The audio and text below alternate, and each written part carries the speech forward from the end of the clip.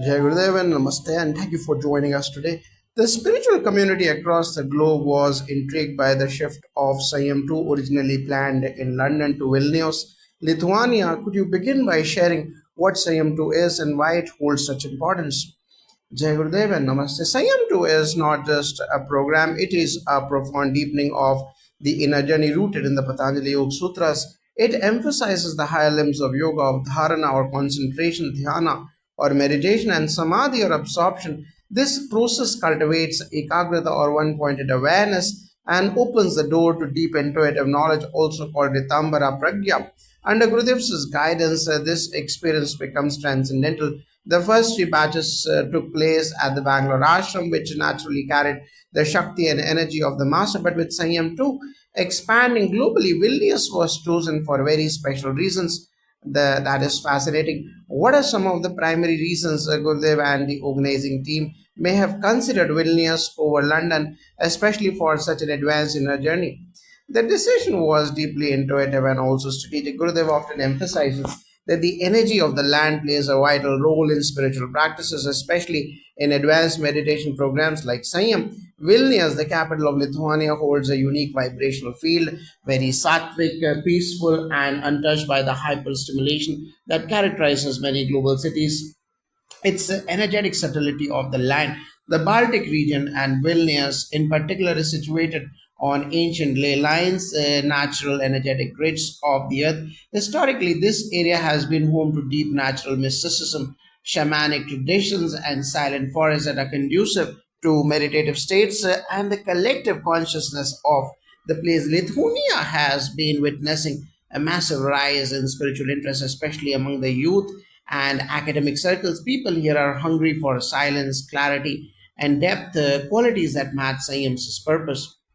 Also, about the logistical tranquility. Unlike London, which can be intense and fast paced, Vilnius offers calm urban simplicity, greenery, and ease of access, making it ideal for silence, reflection, and deep sadhana.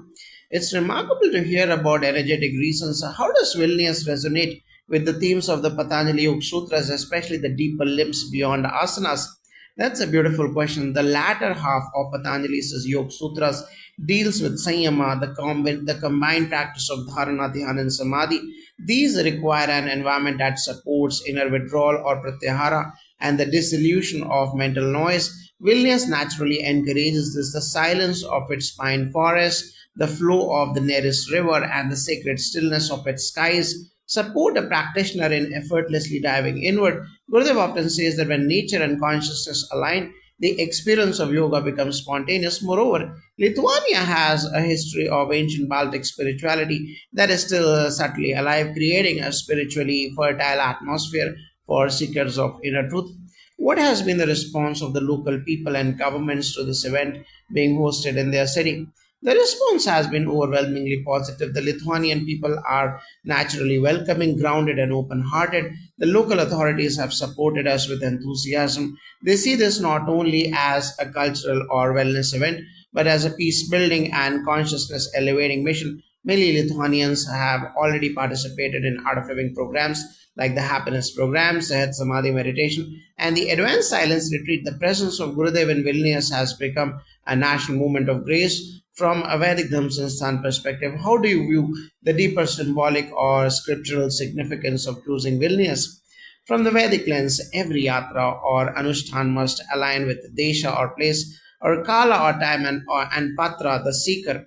Vilnius, in this period of planetary transition, acts as a karambhumi for spiritual acceleration. In fact, many senior scholars from our Sansthan have noted that the energy fields in Vilnius reflect the qualities needed for antarang sadhana of quietude, devotion, discipline, and surrender. In terms of scriptural mapping, you could say Vilnius is manifesting the Tapobhumi archetype, a land suitable for intense tapasya like the ashrams of ancient sages, where Patanjali's teachings were transmitted orally in the Gurukulams. How do you think Gurudev's presence is transforming Vilnius during this period?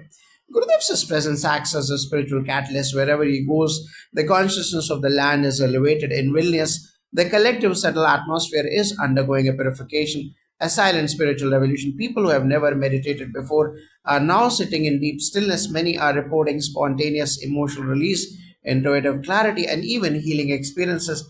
It's as if Vilnius was waiting to be activated as a nodal point of global consciousness, and Gurdjieff's arrival has fulfilled that waiting. That's deeply inspiring. What message would you share with the global seekers who are considering attending future Sanyam programs in Vilnius or elsewhere? I would say if the call comes, respond. Sanyam is not just a program, it's a return to your source. Whether you come to Vilnius, Bangalore, or any sacred place guided by Gurudev, what matters is your intention to deepen. Vilnius has now become one of those rare places where modern life and ancient silence meet. And when the Guru anchors such a space, miracles are not just possible, they are inevitable. Thank you for such a rich and illuminating conversation. It's clear that Vilnius is more than a venue, it's a chosen vessel for a sacred transmission. Thank you and Jai Gurudev. Jai Gurudev, before we look forward to Vilnius, can you share some reflections or testimonials from participants of the first three Sanyam 2 batches held at the Bangalore Ashram? Absolutely, the experience of Sanyam 2 in the Bangalore ashram was transformational at every level. We collected feedback from seekers from over 40 countries who participated in those initial batches. An Italian neuroscientist said, I have studied the brain all my life, but what I experienced in Sanyam 2 was beyond science. There was a moment in deep silence when I felt completely empty and yet fully aware. It was as though the very field of consciousness became alive through me. Another entrepreneur from USA said the difference between Sanyam 1 and Sanyam 2 is like the surface of the ocean versus its deepest trench. We were guided by Gurudev into meditations that stripped away years of internal resistance. I feel reborn. Another yoga instructor from Russia said, even after 20 years of spiritual practice, I encountered depths I didn't know existed. The way the Patanjali Yoga Sutras were decoded by Gurudev, it's as if I was listening to Patanjali himself speak. Many describe spontaneous moments of samadhi, visions of light, and a profound drop in identity, even with eyes open. One participant from Argentina wept and said, I came to find peace. I found the presence behind peace. That's deeply touching. So, for Europeans and global seekers attending in Vilnius, what kind of experience can they expect? And will the program retain its spiritual intensity away from Bangalore? That's a natural question. The Bangalore ashram is a powerhouse of spiritual energy, no doubt. But what people sometimes forget is it's not the place, it's the presence. Gurudev's presence is what sanctifies any space. Wherever he sits in silence, that place becomes a tirtha, a spiritual pilgrimage. In Vilnius, participants can expect the same structure and depth of Sanyam 2, including guided meditations, advanced pranayama, deep contemplative silence, and exclusive wisdom sessions with Gurudev on the Yoga Sutras of Patanjali, particularly about Vibhuti Pad and Kaivalya Padam, and closer personal access. Unlike the much larger crowd in Bangalore, Vilnius will have a relatively more intimate setting, allowing a deeper energy transmission and quieter surroundings, especially for those practicing long hours of dharana, dhyana, and samadhi. And there is the European vibrational compatibility. Many of the participants attending from Europe, the Baltics, Scandinavia, and Central Asia have already done multiple silence programs, and their collective sankalpa or intent is very strong. This will enhance the group consciousness and make the meditative energy even more intense. And there is the extended natural immersion. The venue chosen in Vilnius is enveloped by untouched pine forests, still lakes, and crisp air, ideal conditions for pratyahara and internal absorption. The sounds of nature will almost act as an additional teacher. That sounds beautiful. Are there any special meditative experiences or knowledge segments that are expected to be unique in the Vilnius edition? Yes, indeed. Gurudev has always been intuitive and present to what the group needs.